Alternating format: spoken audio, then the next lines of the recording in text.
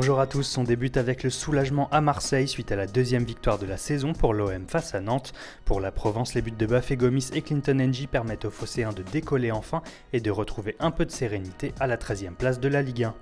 Mais si l'OM respire, un ancien Marseillais est en pleine galère. Dimitri Payet fait la une du Mirror après la 5e défaite de West Ham en 6 journées de Premier League, une situation qui exaspère son capitaine Mark Noble qui assure que les Hammers sont si ridicules qu'ils en deviennent risibles. Et décidément, les Français ne sont pas à la fête en Première Ligue puisque même N'Golo Kanté en prend pour son grade aujourd'hui.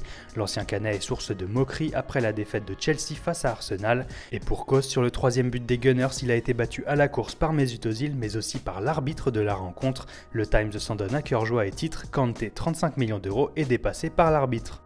On enchaîne en Espagne où la polémique Cristiano Ronaldo enfle depuis hier. Toutes les caméras du monde l'ont vu, le Portugais n'était pas du tout heureux d'être remplacé par Zidane face à Las Palmas. Mais la chaîne Quattro est allée plus loin en déchiffrant quelques grossièretés sur ses lèvres, à savoir fodasse et su puta madre qui se passerait presque de traduction. Forcément, la presse catalane et Sport se jette sur l'occasion et assure que ce coup de sang était une attaque directe vers son entraîneur français plutôt qu'une manière d'exprimer sa frustration. Dans tous les cas, Zinedine Zidane a assumé ce choix après la rencontre en assurant qu'il voulait le reposer avant le match de Ligue des Champions face à Dortmund et il peut a priori compter sur le soutien de son public. Selon un sondage mené par AS, 84% des lecteurs approuvent le choix de Zidane d'avoir remplacé CR7 avant le coup de sifflet final.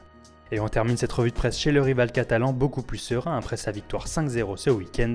Selon Mundo Deportivo, le club catalan pourrait même annoncer une autre bonne nouvelle sous peu avec la prolongation de Sergi Roberto devenu incontournable en ce début de saison.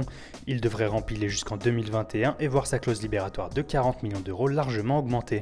Voilà, c'est tout pour aujourd'hui, bonne journée à tous sur Foot Mercato et rendez-vous demain pour un nouveau tour d'horizon de la presse sportive.